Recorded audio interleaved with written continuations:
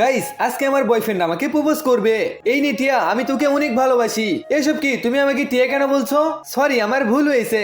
রাজু, এসব ভালো লাগে না, তুমি আমাকে টিয়া বলে অপমান করো। আরে না পিয়া, আমি তোমাকে অনেক ভালোবাসি।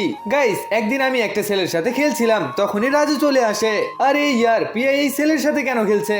রাজু, দেখেছো তুমি আমি কত ভালো খেলেছি? পিয়া তুমি এসব কি করছো? পাগল হয়ে গেছো নাকি? জানো এই ছেলেকে আমার সঙ্গে ছাড়া আর কারোর সঙ্গে খেলবে না। আরে আমি ভেবেছিলাম রাজু আমাকে ভালোবাসে না, কিন্তু ও তো সত্যি আমাকে ভালোবাসে। রাজু, আমি গোসল করতে যাচ্ছি, খাবার তৈরি করেছি, শুধু তুমি টেবিলে সাজিয়ে নাও। আমি এক্ষুনি গোসল করে আসছি। হ্যাঁ তুমি গোসল করো, আমি এক্ষুনি খাবার রেডি করছি। গাইস এরপর অনেক সময় চলে যায়, কিন্তু রাজু খাবার টেবিলে রেডি করে না, আর গেমই খেলতে থাকে। আরে রাজুকে আমি বললাম কিন্তু ও করেনি। সরি সরি পিয়া, আমি গেম খেলতে লেগেছিলাম, এর জন্য করিনি।